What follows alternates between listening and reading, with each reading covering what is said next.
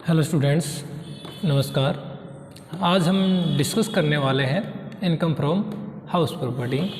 ये जो हमारे टोटल 5 हेड हैं उनमें से सेकंड हेड है जो है इनकम फ्रॉम हाउस प्रॉपर्टी। तो हाउस प्रॉपर्टी की जो है इनकम जो है इस हेड्स के अंदर जो डिस्कस की जाती है। तो इसकी डेफिनेशन की जब बात करते हैं तो इसमें इनकम फ्रॉम हाउस प्रॉपर्टी में उन मकानों, उन हाउस की इनकम के अंदर, उन हाउस या उनसे साथ लगी हुई ज़मीन जो होती है उनके साथ लगी हुई ज़मीन की जो एनुअल वैल्यू है उसके ऊपर जो है टैक्स चार्ज किया जाता है, जिसका ओनर जो है खुद एसएससी है, जिसको हम करदाता बोलते हैं हिंदी के अंदर। इसमें सिर्फ वही जो हाउस टैक्सेबल होते हैं जो किराए पर उठाए जाते हैं। सेल्फ ऑक्यूपाइड हाउस या जो ऐसे बिजनेस जो हम बिजनेस के अंदर यूज कर रहे हैं उन हाउस को जो है इनके अंदर जो इंक्लूड नहीं किया जाता है। कौन कौन से? जिनका ओनर्स खुद हो, उनकी एनुअल वैल्यू के ऊपर, और ऐसे हाउस की इनकम के ऊपर कोई टैक्स चार्ज नहीं किया जाता जो सेल्फ रेजिडेंस के लिए है, खुद रहने के लिए है, सेल्फ ऑक्यूपाइड हाउस है, या जो बिजनेस के पर्पज़ के लिए हम जो है यूज करते हैं अपनी खुद की हाउस को। जब बिजनेस के पर्पज़ के लिए यूज़ करते हैं तो वो भी जो इसके अंदर इंक्लूड नहीं किए जाते। तो इसमें कुछ पॉइंट है जो आज हम डिस्कस करने वाले थ्योरेटिकल पॉइंट के रूप से। तो सबसे पहले जो है कि बिल्डिंग, कि भाई कौन सी बिल्डिंग के ऊपर जो है हाउस प्रॉपर्टी के तहत टैक्स लगेगा, कौन सी बिल्डिंग को जो हम इनकम फ्रॉम हाउस प्रॉपर्टी के इनकम के अंदर जो इंक्लूड करेंगे। तो इसमें जो है बिल्डिंग प्लस उनके साथ अटैच कोई भी एग्रीकल्चर लैंड या किसी प्रकार की अन्य कोई भी लैंड जो है इसके अंदर जो इंक्लूड की जाती है। तो मकान इसमें साथ में लगी हुई ऐसी कोई भी भूमि, ऐसी भी कोई भी लैंड जो बिल्डिंग के साथ अटैच है जो उस बिल्डिंग का पार्ट है।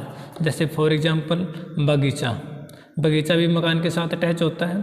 इसी प्रकार से पार्किंग के जो साधन हैं, साथ के साथ खेलने का मैदान है, बगीचा है, तो ये सारी चीज़ें जो मकान के साथ अटैच हैं वो भी जो है इनकम फ्रॉम हाउस प्रॉपर्टी के अंदर जो है हाउस बिल्डिंग की जो पार्ट में रूप में माने जाते हैं। सेकंड जो इसके अंदर कैरेक्टरिस्टिक्स है कि भाई जो भी व्यक्ति है जो टैक्स देगा सिर्फ वही देगा जिसका मकान है, यानी जो ओनर है मकान का, हाउस प्रॉपर्टी का जो भी ओनर्स है उसी के द्वारा ये टैक्स दिया जाता है। तो ओनर्स की जो है नॉर्मल बात है कि भाई ओनर्स होता कौन है इनकम फ्रॉम हाउस प्रॉपर्टी में। यदि कोई बिल्डिंग लीज पर ली गई है, किराए पर ली गई है, या किसी प्रकार से कुछ अन्य उस तरीके से कुछ टेम्परेरी टाइम के लिए दी है, तो उनको जो है ओनर नहीं माना जाता। ओनर किन्हें माना जाएगा हाउस प्रॉपर्टी का? जिनके नाम पर या तो रजिस्टर्ड हो, क्या हो, रजिस्टर्ड हो, उसको जो है ओनर माना जाता है। सेकेंडली जो है कभी कभी जो है मोर्टरेज रखी जाती है, यानी कि गिरवी कोई एसेट्स रखी जाती है, तो उस कंडीशन में जिसने गिरवी रखी है, यानी जिसमें एक्चुअल में जो मालिक है वही एक्चुअल मालिक रखा जाता है, जिसके पास गिरवी रखी है उसको जो है ओनर नहीं माना जाता। कुछ ऐसी कंडीशन होती है कि जो नॉर्मली कंडीशन में तो ये है कि भाई जिसका रजिस्टर्ड है, जिसके नाम से कोई बिल्डिंग रजिस्टर्ड है वही उसका ओनर होता है।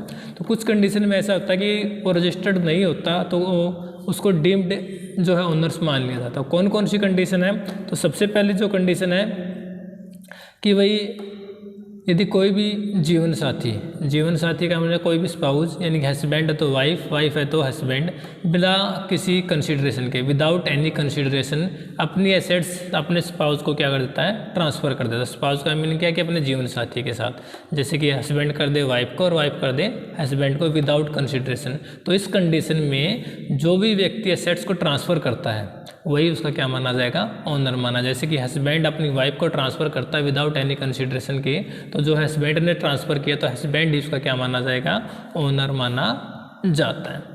सेकंड जो है कि भाई जो कोऑपरेटिव सोसाइटी है जिनका काम क्या है, मकान बनाना है और उनको सौंपना। तो जब कोई कोऑपरेटिव सोसाइटी कोई मकान बनाती है और उसमें से किसी जो कोऑपरेटिव सोसाइटी का मेंबर है उसको ट्रांसफ़र कर देती है मकान, तो जिसको ट्रांसफ़र किया जाता है वही उसका क्या माना जाएगा, ओनर माना जाएगा।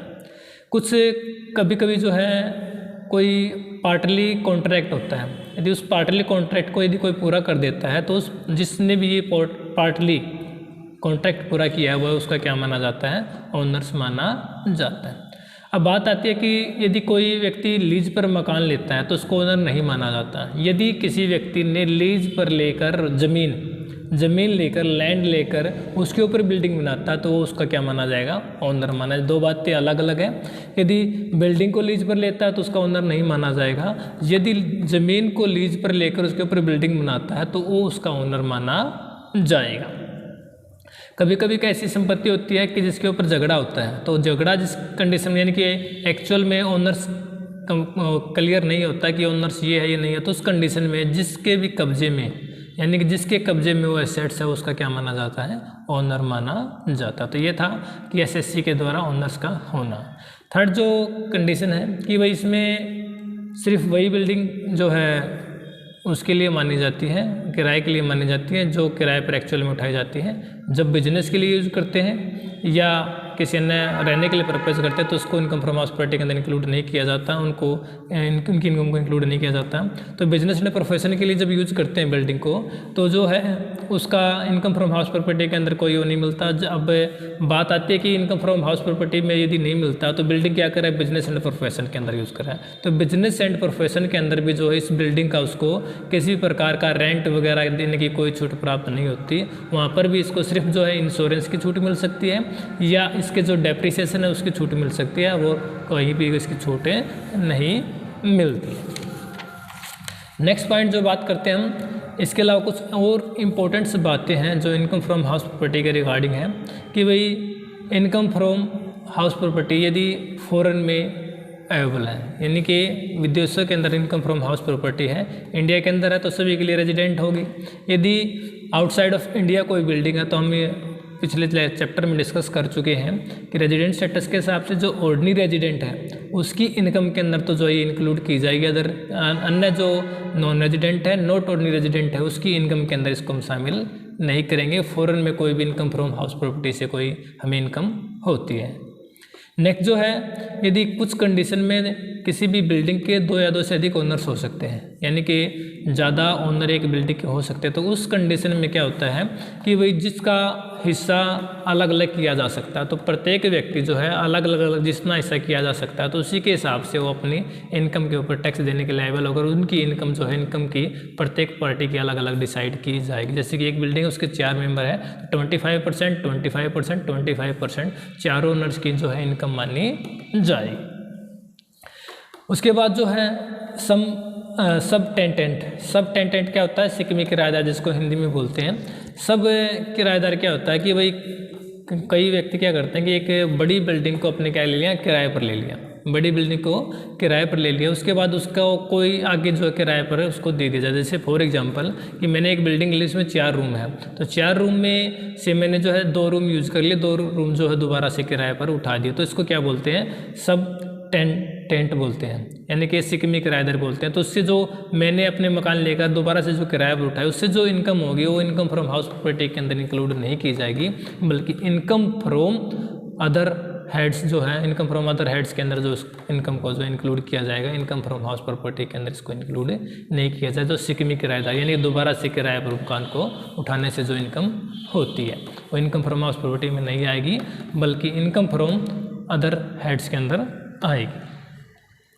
नेक्स्ट जो है, अपने जो एम्प्लॉई होते हैं उनसे कोई भी प्राप्त किराया, यानी कि कभी कभी क्या होता है कि भाई बिजनेस में प्रोफेशन के अंदर जो है अपने कर्मचारियों को काम कराने के लिए मकान दे दिए जाते हैं और उनसे कुछ पैसे वसूल लिए जाते हैं, यानी कुछ कंसेशन के रूप में मकान किराए पर दिए जाते हैं। तो जो वहाँ से इनकम होती है उस इनकम को जो है इनकम फ्रॉम अदर सोर्स के अंदर नहीं इंक्लूड करते हैं, जैसे कि उसमें सिक्किमी किराया दिए जाते हैं। ये अपने बिजनेस के रिगार्डिंग है तो ये इनकम फ्रॉम बिजनेस के अंदर जो है इंक्लूड किए जाएंगे। अपने एम्प्लॉय से प्राप्त किराया income from business and profession के अंदर जो इंक्लूड किया जाएगा। नेक्स्ट जो है, बिजनेस के बेनिफिट्स के लिए यदि कोई बिल्डिंग किराए पर उठाई जाती है तो वो भी जो इनकम फ्रॉम बिजनेस के अंदर जो इंक्लूड की जाएगी। कभी कभी हम जो है बिल्डिंग ऐसे इंस्टीट्यूट को दे देते हैं जिससे हमें डायरेक्ट रूप से बेनिफिट हो सकता है। जैसे फॉर एग्जांपल हम अपनी बिल्डिंग अपने एरिया के अंदर जो है बिल्डिंग के अंदर पोस्ट ऑफिस खुलवा देते हैं जिससे हमारी स्पीड पोस्ट या जितनी पोस्ट हो हमें बेनिफिट हो, या पुलिस स्टेशन के लिए बिल्डिंग दे देते हैं। पुलिस स्टेशन से बिल्डिंग का हमारा मोटिव क्या है कि जो है सुरक्षा, हमारी सेफ्टी जो है बनी रहे। तो इस कंडीशन में ऐसी कोई बिल्डिंग जो किसी ऐसे बेनिफिट्स के लिए दी जाती है जिसे डायरेक्ट इनडायरेक्ट से हमारे बिजनेस को फ़ायदा हो, तो उस प्रकार के जो रेंट होता है वो हमारी इनकम फ्रॉम बिजनेस के अंदर जो इंक्लूड किया जाता है। यदि ऐसा नहीं है तो इनकम फ्रॉम हाउस प्रॉपर्टी के अंदर इसको नॉर्मल इंक्लूड किया जाएगा। नेक्स्ट जो है PG, paying guest.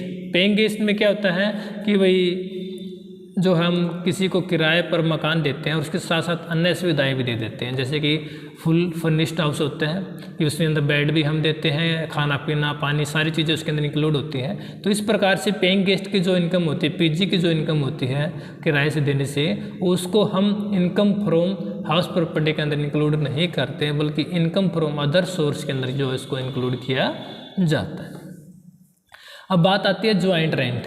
Joint rent में क्या होता है कि कभी कभी जो है मकान मालिक मकान के साथ साथ अन्य सुविधाएं भी दे देता है। अन्य सुविधाएं जैसे कि साथ में नौकर दे दिया, ठीक है, पानी का जो है सुविधाएं भी दे दी, बिजली की सुविधाएं भी दे दी, इसके अलावा अदर कोई भी बेनिफिट्स उसके साथ दे देते हैं। तो उसका जो है अलग अलग किराया नहीं लेता, बल्कि ज्वाइंट रूप से इसको क्या कर लेता है, लेता है। जैसे कि फॉर एग्जांपल हमने डिस्कस किया था पीजी की तरह ही, उसमें इससे ज़्यादा जो है कुछ अलग सुविधाएँ दी जा सकती हैं। तो उस कंडीशन में जो ज्वाइंट किराया होता है, तो ज्वाइंट किराए को यदि अलग अलग किया जा सकता है, हाउस का अलग है, बिजली का अलग है, पानी का अलग है, यदि इसको अलग अलग किया जा सकता है तो जो मकान का किराया है वो तो आएगा इनकम फ्रॉम हाउस प्रॉपर्टी के अंदर, और बाकी जो रेंट होगा वो इनकम फ्रॉम अदर सोर्स के अंदर इंक्लूड किया जाएगा। यदि इनको अलग अलग नहीं किया जा सकता, यदि इनको अलग अलग नहीं किया जा सकता तो इसको जो है अलग से जो है ज्वाइंट रूप से जो है इनकम फ्रॉम अदर सोर्स के अंदर जो इसको इंक्लूड किया जाएगा, इनकम फ्रॉम हाउस प्रॉपर्टी के अंदर जो इसको इंक्लूड नहीं किया जाएगा। तो ये था कुछ theoretical part income from house property के अंदर। आगे जो है एनुअल वैल्यू, एनुअल वैल्यू जो इनकम फ्रॉम हाउस प्रॉपर्टी है, इसके ऊपर जो एनुअल वैल्यू के ऊपर जो टैक्स चार्ज किया जाता है, एनुअल वैल्यू कैसे निकालते हैं, कैसे क्या होती है, तो इसके बारे में हम जो नेक्स्ट लेक्चर के अंदर डिस्कस करेंगे। तो आज के लिए इतना ही, थैंक यू।